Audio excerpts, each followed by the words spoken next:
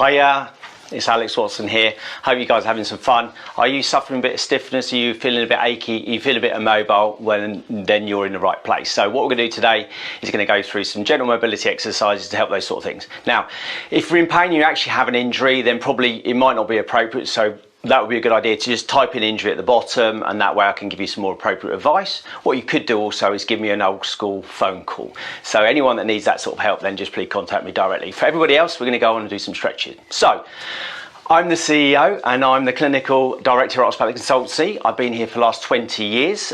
We've had some great fun helping people over the years, and what we want to do is try and help some more people. So like is always nice. Love is even better, but I like a wow. So if anything chimes or resonates with you, then please just hit wow for me. Everybody else, if you've got friends and family that are a bit immobile, then type them below, tag them immobile on the bottom, okay? And that way they can have some fun coming along seeing soon. Right, so what we're going to do to start with is sort of use a golf ball. Hopefully you've got your golf ball and you've got a foam roller and a chair and maybe a step to get to. So use a golf ball to work into the arch of the foot. So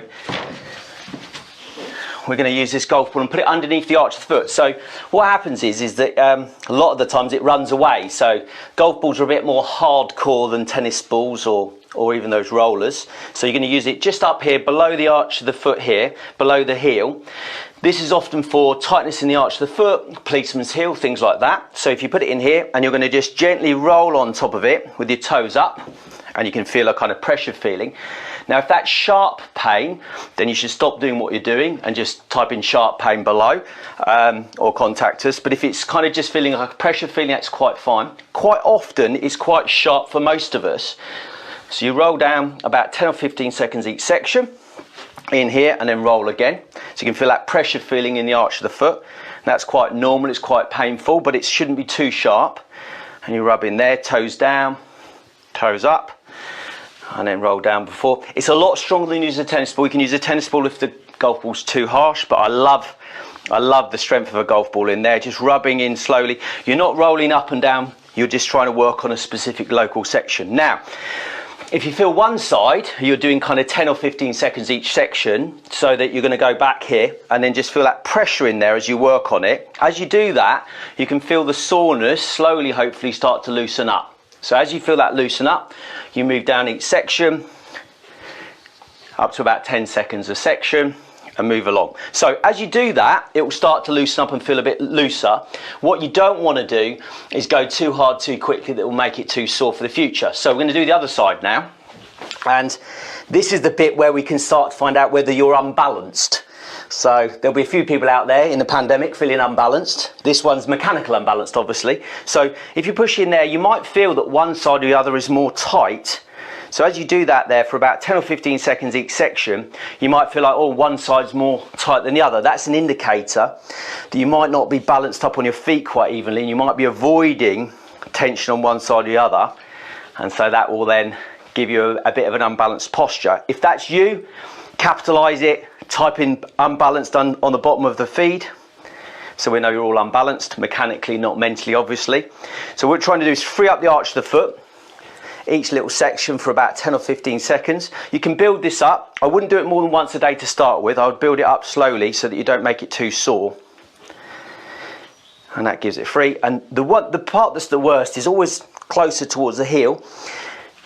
Well, this is where the policeman heel often happens, so we're going to just free off that. Lovely.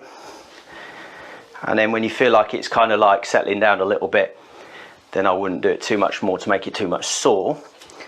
So once we've done that bit, we're going to go off and do some stretching in a moment. So we're going to make our way over to some stairs, or a step. In this case, we're going to go to the step in the front of the clinic. So here we go. So my cameraman's going to wait for me. Here we go. Right. Gorgeous day out here. So we're going to stretch the calf muscle. So the calf muscle, this is the gastrocnemius and the tibialis posterior muscles. These are sitting in the arch of the calf of the foot. Calf and goes into the foot. So we're going to bend the knee we're standing on and then use the knuckles of our foot to hold on the side of the step, and we're going to drop the heel down. And what you'll feel is a strong stretch in that calf as you drop it down. And you're going to hold and improve that for 15 seconds. So if you feel sharp pain, at this stage, then you should stop doing what you're doing, because obviously you could be damaging the muscle group, and then you should contact us when you can. But if you should feel a nice gentle stretch and then take that off. I like to go backwards and forwards between sides, so again we can feel how well balanced we are, and drop down, and it feels a nice strong stretch again.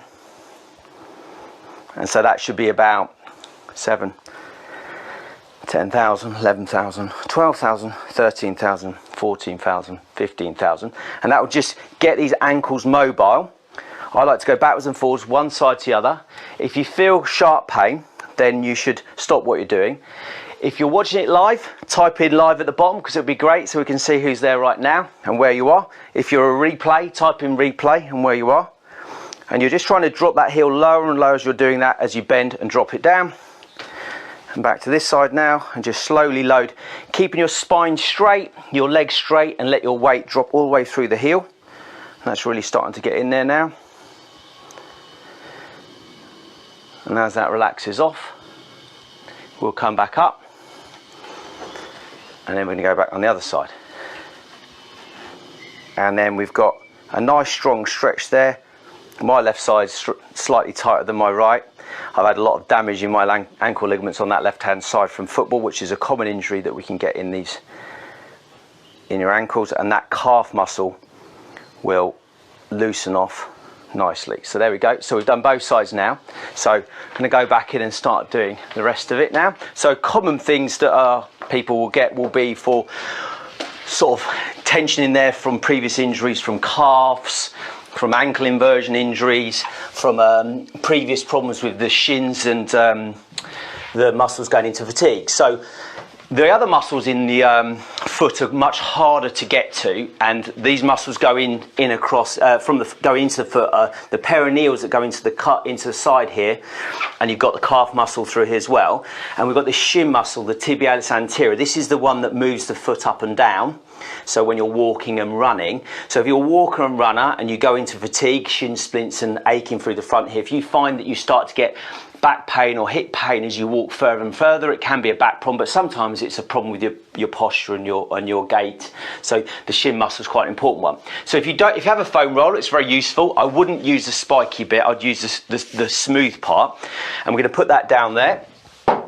And what we're going to do is turn our foot inwards so that we're on the shin muscle. You'll know the right muscle you're in, because if you bring your toe up and down, you can see this muscle to locate it. And you're going to turn your foot in and lay the shin on top of that foam roller there and hold that in place. Now you can see I'm doing that on the chair, but if I move the foam roller out of the way, I can do the same thing on a wooden chair on the front here. So turn your foot in again and do the same sort of thing again, making sure you don't break the skin, so you can put a towel here to protect you.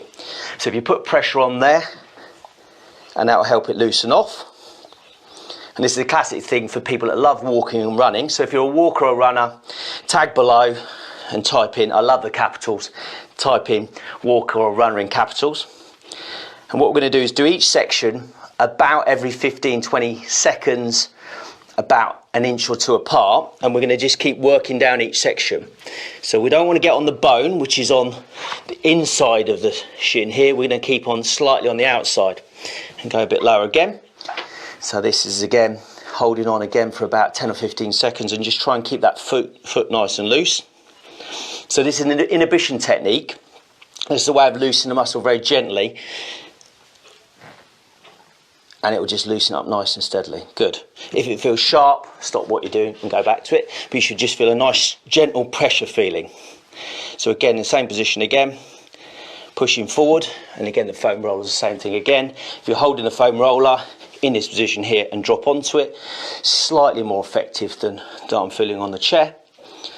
If you're feeling a bit unsteady, you can turn the chair sideways, put the foam roller here and hold on to the wall so a bit more upright here, or side of the chair again in here, but I like it going forwards like this. So just got a couple more to go. So that feels it again, about 5, 6, 7, 8, 9, 10, 11, 12. Good. A little bit lower again. Putting pressure on again. Lovely. Oh, that's tight there. Brilliant. And so what we want to do is you want to stop around here. You don't want to go into the shin bone here and the tendon that's not going to be any use, and not going up too high. So runners and walkers can get these problems through here, so that'll help free them up. So the other muscle group in this leg is the peroneals, this side muscle group. This is a common problem that people have with inversions, chronic inversion injuries, where they've damaged their lateral ligaments, turned or twisted your ankle. This muscle can get chronically tight, and so those, if that's you, type in ankle on the bottom, so that chimes with you. So this muscle here gets tight when your ankle gets into trouble. Some people don't even realise that this is getting tight already, and actually when you do this, it might actually sort of highlight the problem for you. So you can either do it with a chair, same sort of thing here, a bit of an old school way of doing it, sitting on the edge of the chair and leaning forwards, and you're again just going to put some pressure on the side of the chair. Do that at home with a wooden chair with a towel underneath, and then you go up each section. Or you can do the same sort of thing with a foam roller, going across like that and then leaning down on it again. There's not much in it really between the two. Foam rollers, if you like it, you can lay on the floor if you've got the mobility, and then going slightly lower. So you've got the pressure on there until you feel it relax off. Good. Lots and lots of pressure on there. If you feel pain, stop what you're doing. You should just feel a nice pressure feeling. Good.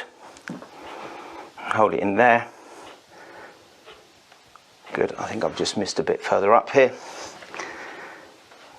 Lovely stuff. So this is quite a common thing if you've got an injury with your ankle. So if you've had a previous injury, and sometimes it might have been a long time ago, you might not be aware of it, and this muscle can get tightened up and it can throw your mechanics all over the place. So that's the left side done. I'm going to do the right side now. Same again, high up, making sure we miss this nerve at the top. So we're going to go in this position here and press down. Good. Just make sure you get the right line. So I had to push a bit more pressure onto the knee and put pressure down. You should feel that pressure again. And then going up a bit higher. Bit of pressure again. Make sure you don't fall off the chair, especially on live Facebook. Good stuff. And you feel that pressure going on. And you'll just feel the pressure slowly start to ease. Lovely. And a bit higher up. That's brilliant. So if you're feeling one side or the other is very stiff, means you're unbalanced, back to my unbalanced, and that can cause problems all the way up your body. So if you're finding that one side is tight than the other, that really does give you an indicator that you're not as balanced as you should be. So you can cause problems up into your knees, your hips, your back. So you've got to start from the feet, work your way up to make sure that you've got nice balance of mechanics all the way through your body. And if you're one of those unbalanced people, you've got to tag yourself as unbalanced. If you've got one of those friends or family that are immobile, then make sure you tag those immobile people so they can come along next week when we do our next session. That's good. So, to give you a bit of a rundown of what we've done, we worked into the arch of the foot here, the plantar fascia to start with, freeing up that gristly material. Then we stretched the calf out here. A good timing to do is 15 seconds, three times a day. Then we've inhibited the shin muscle, the tibialis anterior, the shin splints and fatigue on their walking and running. And then we worked on the peroneals as well, inhibition again, nowhere near the bone or the nerve. That can happen in 3 or 4 places to make sure we free them up. So those sort of things will really keep your legs nice and mobile on your feet as well. Next time what we're going to do is we're going to work up into our quad, into our hamstring, into our adductor. If we've got time, maybe into the buttocks. It depends how we get on. So I've really enjoyed that. It's a bit hectic to go through it very quickly, but if anything's chimed with you, please drop us a line. I've really enjoyed helping you today. If you have any questions or problems, direct message me, or more importantly, we'll see you next week with those immobile friends. Take care, guys. Bye-bye.